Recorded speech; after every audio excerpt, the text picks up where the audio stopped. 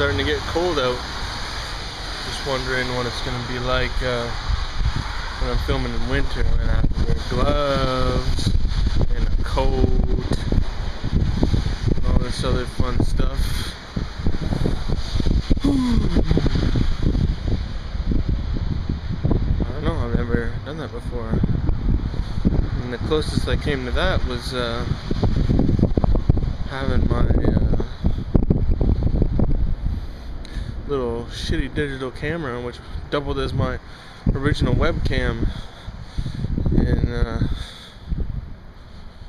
whatever, and back in the day, in winter. That's what I was trying to talk about. Oh, you'll have to forgive me. I'm a little absent-minded right now. Not really goal-oriented. More sort of just kind of my mind's wandering. I watched some videos today that were probably some form of cult indoctrination into this whole belief about the reptilians, half human, half reptile, whatever things that are supposed to be like Christianity. It's very similar to Satanism in that way. Oh, sorry, I should clarify that. The supposed cult indoctrination video and the belief that these people seem to have in reptilians is very similar to the belief in spiritual Satanism, which is a form of Satanism, one of the forms of Satanism that does not acknowledge Satan as the biblical devil, but as a pagan god that the Bible attempts to demonize. They say that that angels are the Greys, or aliens, and just the typical gray alien with the big almond-shaped eyes and the great big head and the skinny body, and they have scales all over them. So they're kind of like a reptilian race. They even go as far as to say that Jews are reptilian. They didn't say that in the indoctrination video. They said that in spiritual Satanism, which is ultimately why I left it, or at least a huge part of it. Mostly I just left because it didn't make sense, and I just basically figured, like, if I want to have peace and love and caring and joy, which is what they preach to have, why do I need to worship demons? I mean, it just didn't make sense. So I got that shit out of my life. And in a way I didn't, because these spirits from whatever that was, they're still after me. I'm winning little victories over them every single day, here and there, slowly adding up to a much larger weight or burden that is placed on their heads, making it more and more difficult for them to attack me mentally, physically, and spiritually. So don't worry about me. I'll be fine one day. Just in the meantime, it's not pleasant. But these days it's getting a lot easier, so comparatively it's pretty cool, and gained a lot of passion in the process, so everything's pretty good, regardless of the bad stuff. I've been seeing more stuff lately, more actual,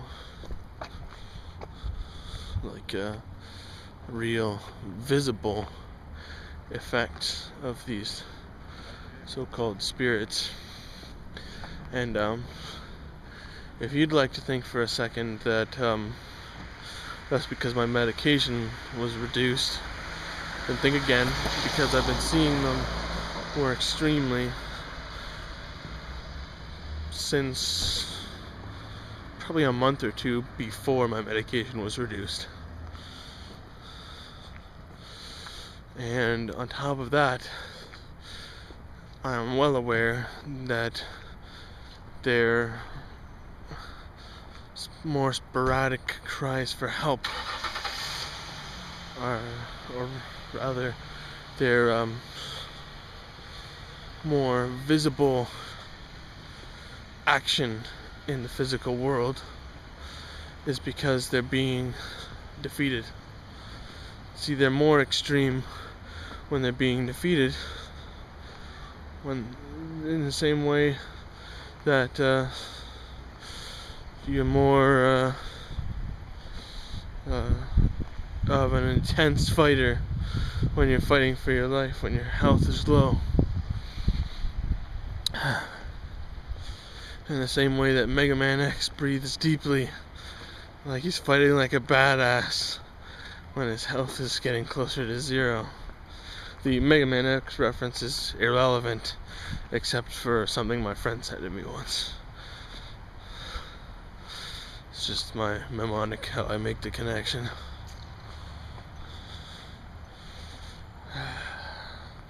Just gonna take a moment to relax. Building too much tension in my brain. Reconsider things I've just said.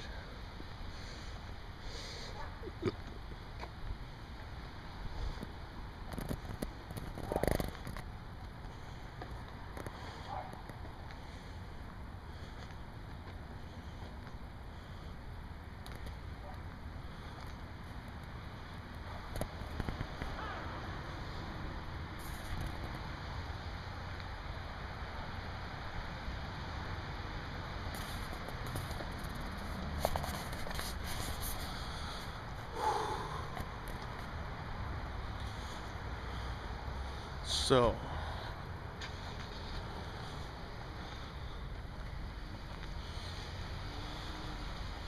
yeah, I'm gonna say that I've had to face the fact, regardless of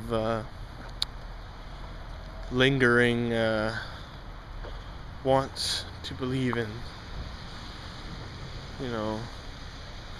things that there are no proof for. Regardless of that, I've had to give up what I think now is superstitious belief in a God.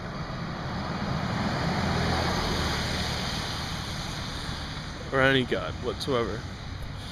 There's no proof that there has ever been any God anywhere ever. There is no evidence.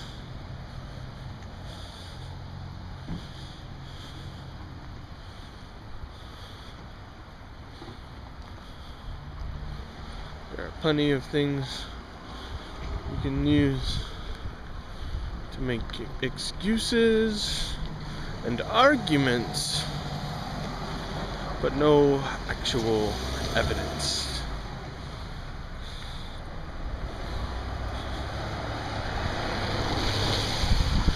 I would almost go the same way with magic, which I did for a while, sort of. Not that it doesn't exist, but thinking that it didn't work, and I've definitely had my quarrels within myself, thinking, oh, magic doesn't work, it doesn't do anything, because, how can you prove it, right? But, I have proof. As a matter of fact, I helped a man named Todd Vickers, a friend of mine, by offering my services as a mage, or a practitioner of magic. That's real magic, not the kind they do on the stage with the illusions. But decided to use my magic to damage someone who had offended him. It was a complex spell, and it was the most intricate and most properly done spell I've ever done, which would explain why it worked better than any other spell. I took much more time and attention and mathematical measurement into this spell. Now, magic does not act on anything like what we think it does. when we hear the word magic. I did not throw a fireball at her. I did not cause her to get struck by lightning. And I did not curse her per se. Although you could use the word curse if you consider curse to be just bad luck. Yeah, you know what? Curse is probably the proper term, to be honest. Because the way that magic actually operates, proper magic done with the pentagram as a border, the pentagram kind of acts like an attenuation, bending the energy and more so the magnetism into the proper frequency. Frequency? Yes, frequency. It's just a frequency that doesn't quite seem like a frequency. And what it does is inflicts bad luck on people. Now, you might say, oh, that makes it so vague that you can't even tell what you're doing. Or, oh, that term represents something that doesn't even exist. So you get to define the terms of what your magic does and whether or not it worked based on your definition of luck. No. Luck is, in fact, whether good or bad things happen to you. It is a magnetic charge that decides whether your karma will make good things happen to you today or bad things happen to you today. It is not a force of negative or positive, though it can be negative or positive like anything can. It can cause bad effects, whether it is negative, positive, or neutral, and it can cause good effects, whether it is negative, positive, neutral, or north or south. Magic is just about nasty things happening to people.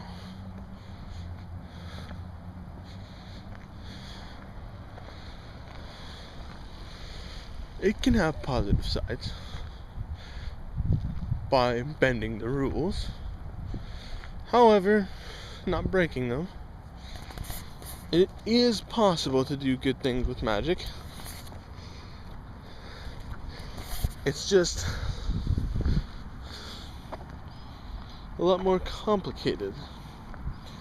What's bad luck for one thing may be good luck for another, just by virtue of its happenings. Like yin and yang, every action has an equal and opposite reaction. So it just depends whether you want the action or the reaction to happen to the person. In turn, there are three. Sorry, my butt's itchy. There are three, oh my god, underlying types of magic that apply. Sorry about that. That was really itchy. Now, should I wash my hands in a puddle or not? I think the puddle's dirtier than the back of my ass. I didn't put it in my ass crack. Just my cheek. I know. You're thinking, oh my god, he actually stuck his hand down his pants, and that's what I was thinking too. But it was that itchy, and I had a little hive or something there, a little frickin' bump. Really itchy. That happens to me every now and again. Anyway, there are three main types of magic: white magic, black magic, and red magic. To shorten things up without making it too long,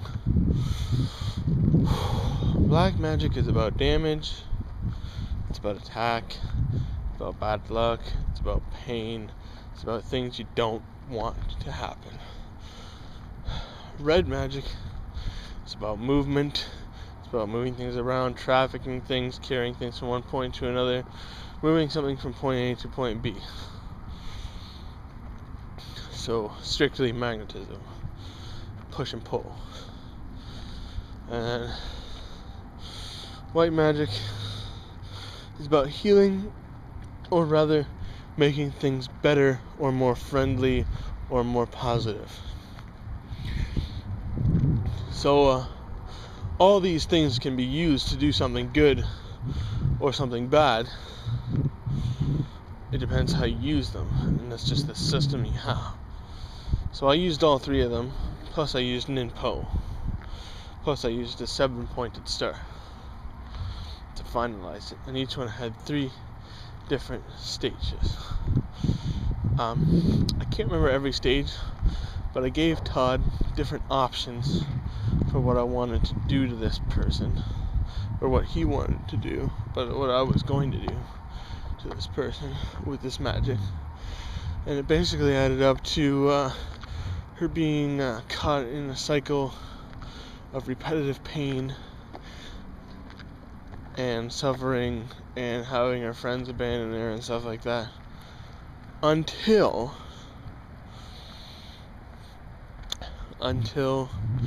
she can overcome her own wicked nature and realize the truths of kindness and the good things in life, and come out of her evilness and become more forgiving and kind and loving. Now, that kind of wasn't as specific as it should have been, and it wasn't totally explained properly, but it was along those lines. I just can't remember it perfectly. Anyway, about 2 days after I cast this series of spells that was all combined into one spell on her, she got some kind of severe foot injury. And the entire point of these spells was to cause her immense, insufferable pain that she could not tolerate for an extended period of time. And she was screaming and yelling at people because of how much pain she was in.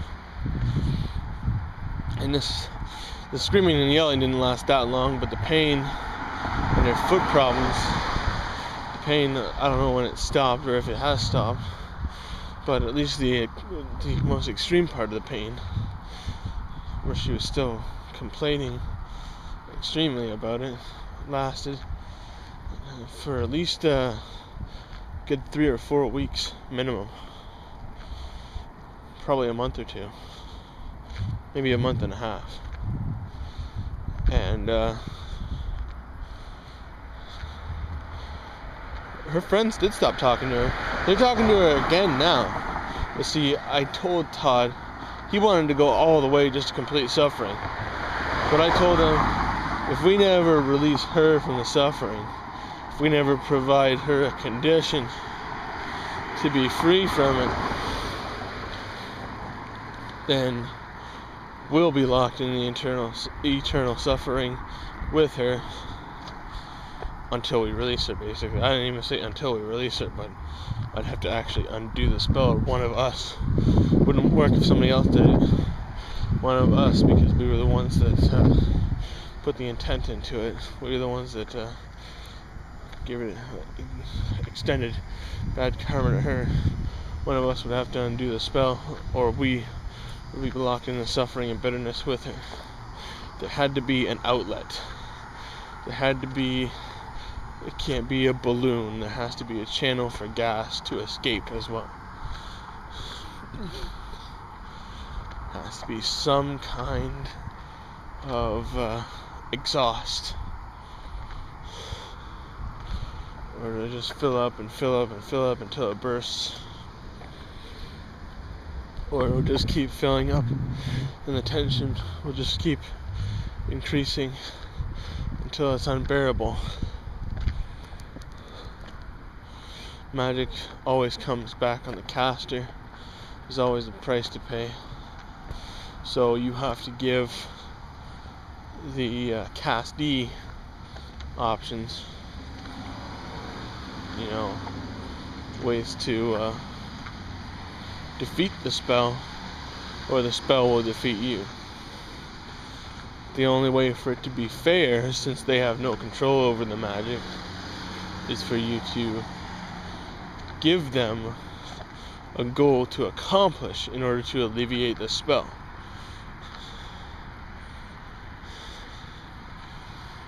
So, the dark energy from the black magic fed on her for a long time.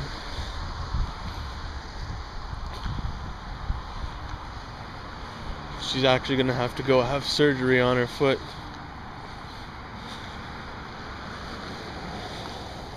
But she decided one night to apologize for everything she'd done to me and for treating me badly, and offered me some chips. So she did come out of her state of evilness, but she won't be fully alleviated from the pain until she apologizes for upsetting my friend in the first place. Because although I cast it, it was his spell.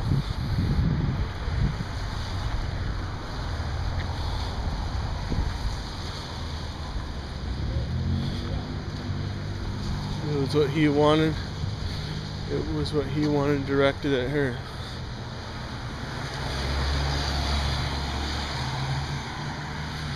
I just acted as a magic wand.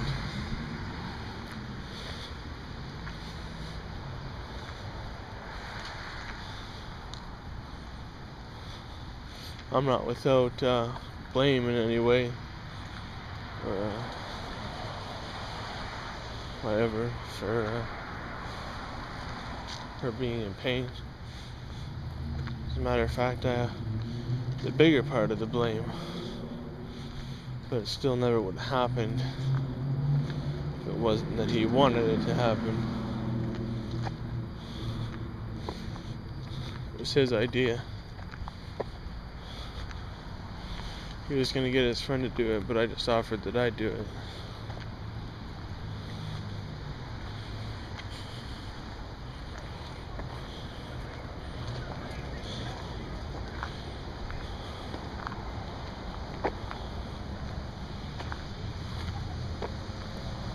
So,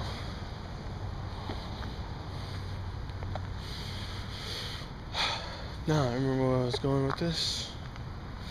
So I can't not believe in magic, because this magic worked quite effectively and quite severely.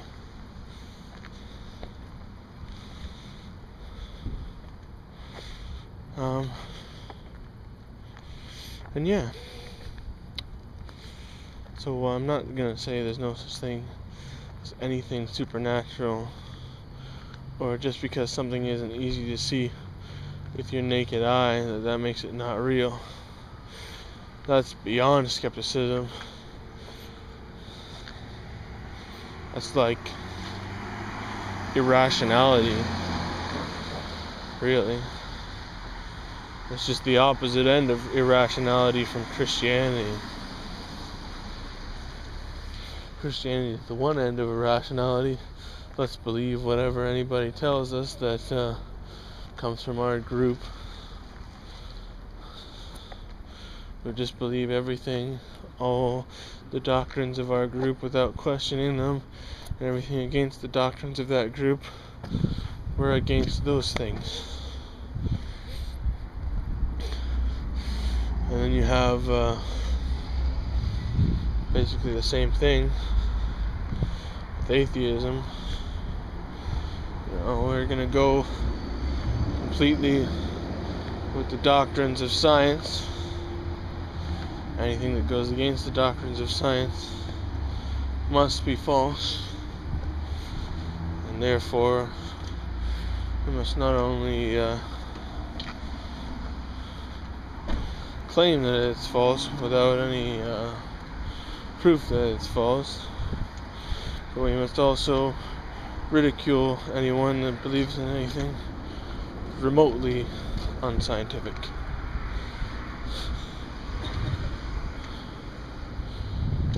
Which is just ridiculous.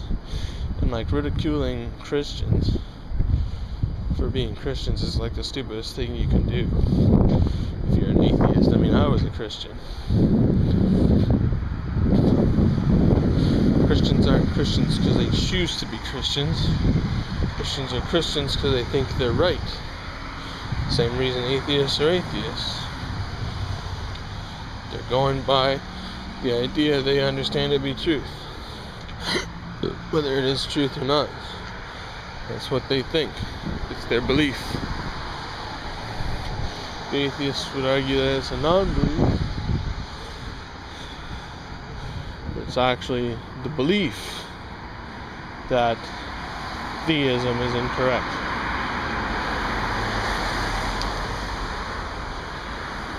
And there's anti-theism, which is actually, as near as I can determine, the extreme belief that theism is incorrect. Now, I am not an atheist. I like to think of myself as matching up with the term atheist, but not with other atheists. I do not believe in theism, and I think theism is detrimental. Any belief where your God has an autocratic rule over you is just not fair. But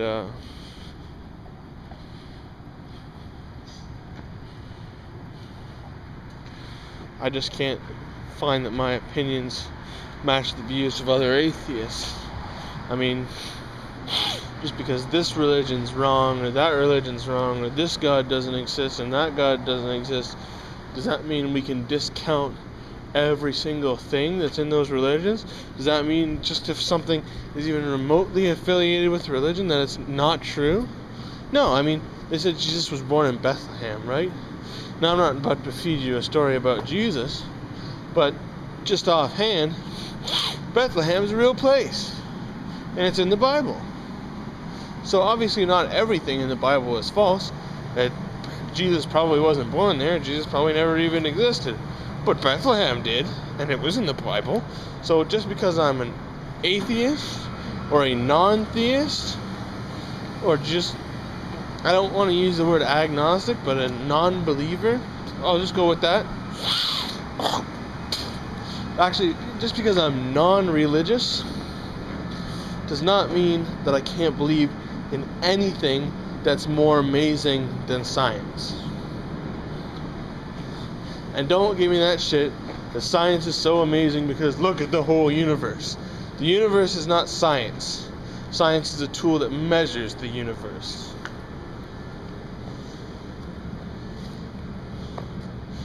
This wall is made of chemicals, but it is not science. Science tells us what the wall is. But science is not always completely correct. Science entirely denies any possible existence of the supernatural. Why? Why? Why? You haven't disproven that there's any supernatural in anything.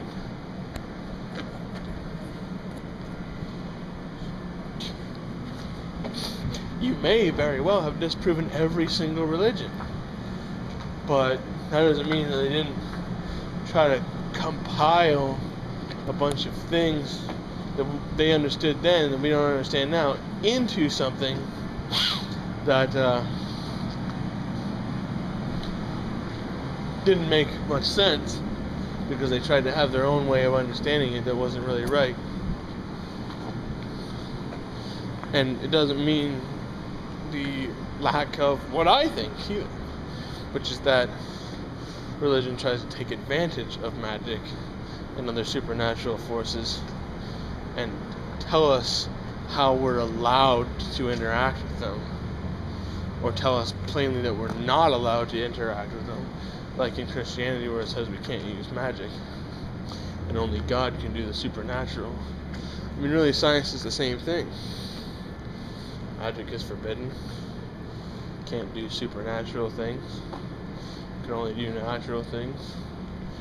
To me, and this opinion is founded on something said by Patrick Borges, but I still think it's true. But to me,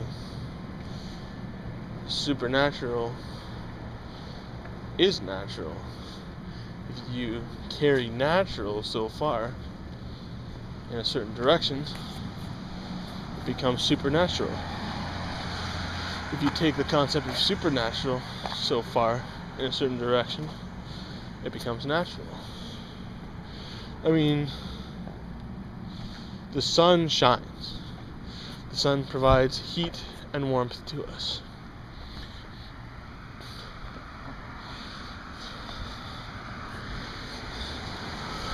The sun is up there above us. Sometimes it's below us, but the concept remains. And for a long time they thought the sun was supernatural.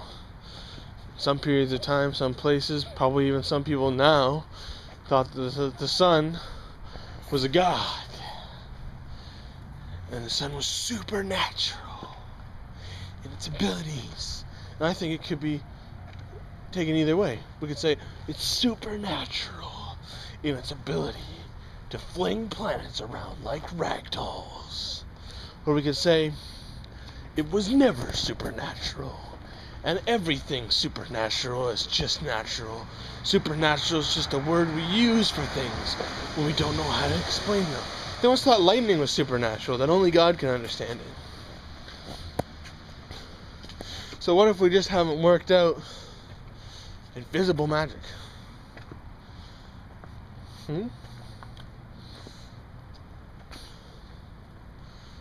We believe in energy. Energy is invisible. Heat's invisible. It bends light, but you can't see the heat itself.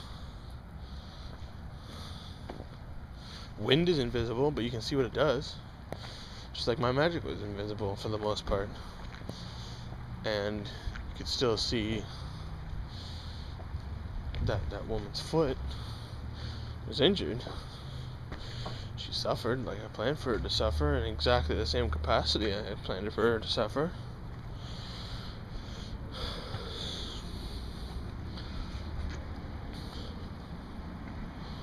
It worked. I mean, isn't that what science is all about? Not totally being able to explain something to its greatest or least factor, but just being able to understand it well enough that we have a working system.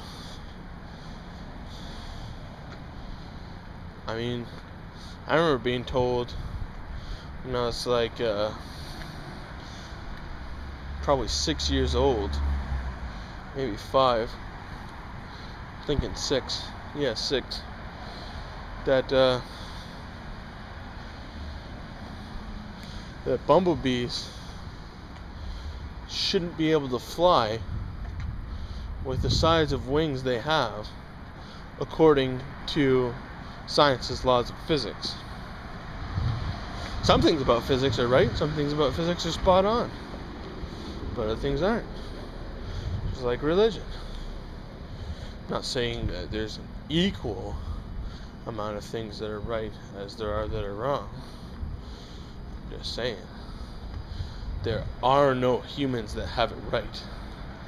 And that's where the atheists I know of make a mistake, as far as I'm aware of their beliefs. They think that science must have all the answers if religion doesn't, which is just making science your religion. Instead of demanding proof for everything in science and going and actually becoming a scientist, they take the scientist's word for it the same way the Christian takes a preacher's word for it. Atheists are religious. That's why I won't call myself an atheist. I am, by the definition, of the word, but compared to other atheists, I'm not an atheist. So like it doesn't match up with me. Sean, when science tells you something, do you take their word for it or do you do research? That's what I want to being told. Yeah? If it affects me personally and I'm really interested, chances I'll look into it, yeah. If not, I don't really care. You know what I mean?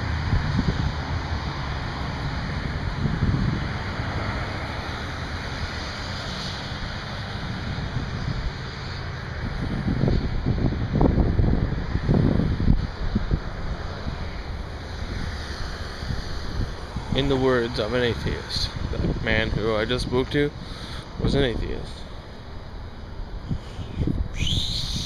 Self-proclaimed atheist.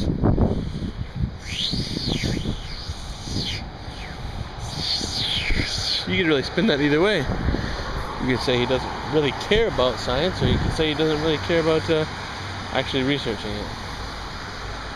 He said I don't really care, so I'm going to say he doesn't really care about science. Maybe the science doesn't matter to him. Maybe I'm generalizing too much about the whole atheist thing. Or maybe it's just coming across that way because I mean something a little bit different than what I'm saying. Or maybe I'm just getting a little... I think what it actually is I'm being truthful, but I'm getting a little overly emotional about the topic to the point where my meaning is being misconstrued and I'm not choosing the most correct wording and the most correct tone of voice to communicate my point.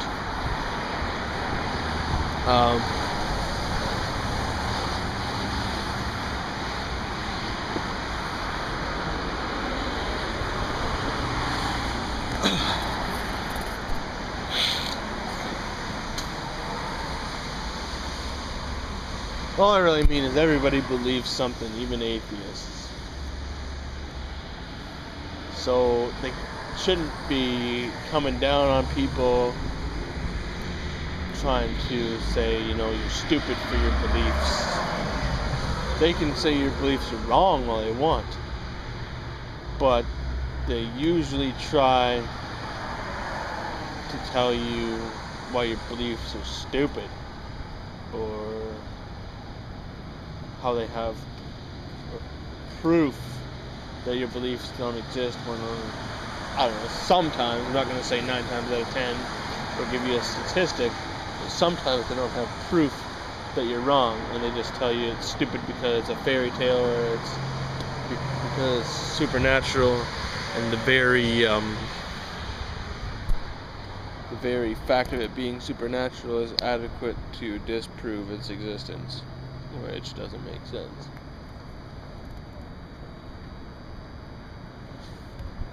And they will indoctrinate you functionally with atheism. Not all of them are like this. Like I said, I'm generalizing too much, but the atheists I encounter, at least on the internet, will attempt to indoctrinate you with atheism and tell you, this is stupid, and this is stupid. Why? Because we believe this and this and this. So if it doesn't align with an atheist's beliefs, they'll try and tell you that it's wrong, and it's not only wrong, but it's stupid, and that if you're skeptical, you won't believe in it. Skeptical is not defining one fact or another. Atheists like to throw in the term skeptics. Sometimes, some atheists do. Say, I'm skeptical, so that's their excuse for, the skeptic doesn't have to prove anything. The person who believes in something has to prove it. And maybe, the person who believes in something doesn't have any proof. Maybe the atheist himself doesn't have any proof. Like, I don't have any proof myself that mankind came from a bacteria cell. I can quote science all day long.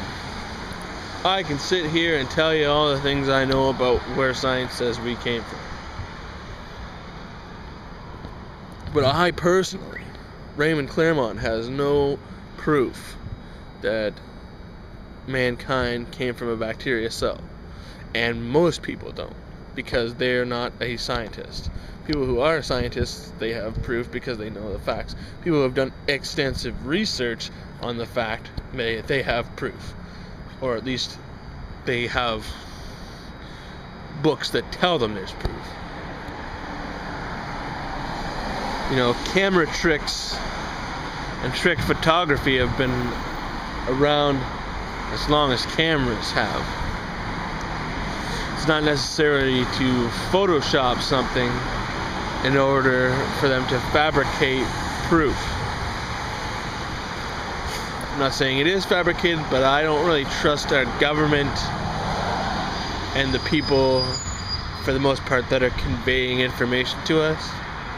That's why I'm actually making the argument that I don't have any proof. Because I'm not sitting here telling you, you know, I have all the answers and, you know, I'm going to tell you what to believe and you're going to believe it because that's right. No. There is no right. There is no number one right answer that's above every other answer. Everybody has their own problems. Everybody has their own flaws. Anybody that conveys any kind of idea to you is telling you at least part bullshit. But I'm doing the same thing with this show, or whatever you want to call it, that I do with my magic. I leave it open-ended. I'm saying, you know, I might call bullshit on one thing, but I won't say that I have total proof of another. I'm not going to sit here and preach to you saying magic is real and you should believe in it because of this and this and this. I'm just asking you to not try to tell me it's not real, because you don't know, because you have no proof that it's not real. The same way I have almost no proof, or pretty much no proof, that it is real.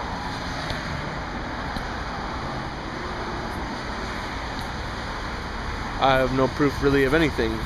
See those cars going by? There are some people in this world that would say they don't exist, that nothing really exists, that everything's just an illusion. I suppose that comes from the theory that everything is made of vibrations. I believe that. But if it is made of vibrations, then in my opinion, those vibrations aren't nothing, are they? They're vibrations.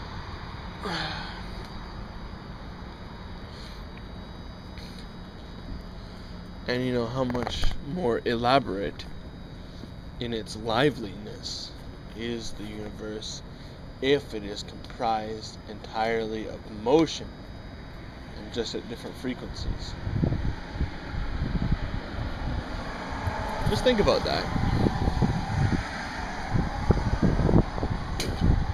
All this matter, all this meaning, all this time, all this space, all this energy is just a motion.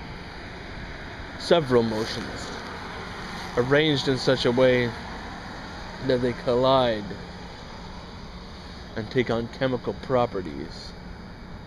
Everything's just an attenuation of frequency.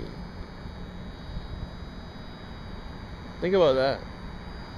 Everything's just a shape, a size, and a motion.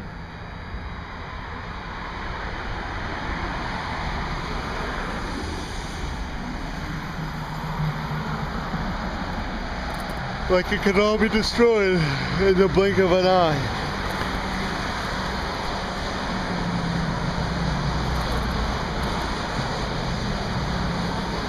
And yet, that vibration, that sound, or rather that movement that constructs everything else, stands up so well that it will never be completely destroyed.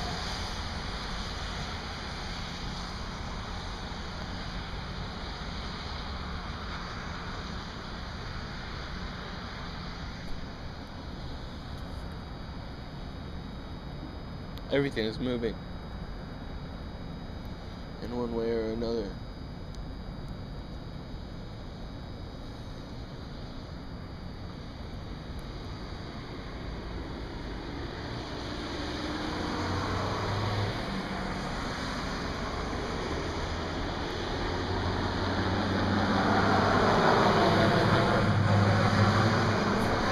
There's not always fluidity. There's not always friction necessarily. But there's always movement.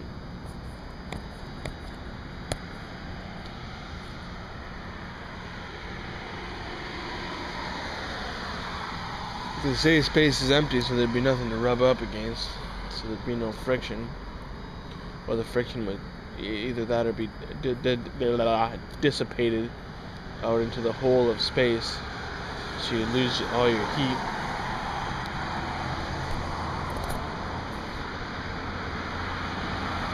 But here we are in this little world, right?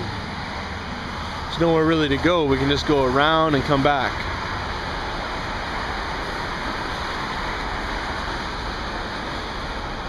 What is it, 25 million miles, 25,000 miles?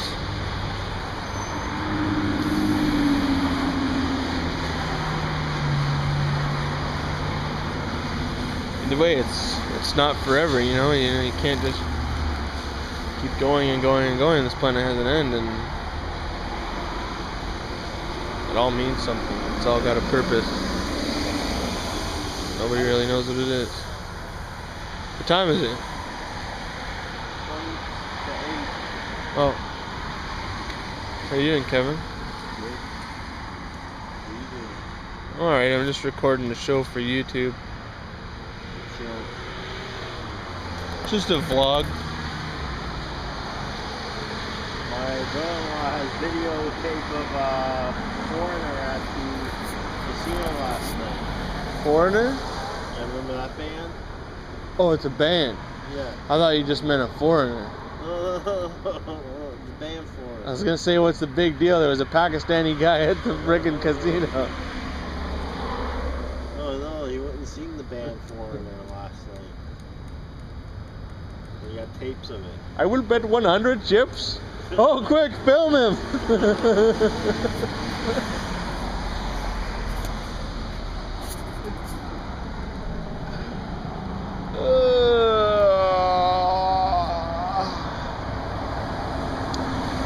Well, it's starting to rain. I think I'm done here. Yeah, I'm gonna go wash my hand and my face. Bye.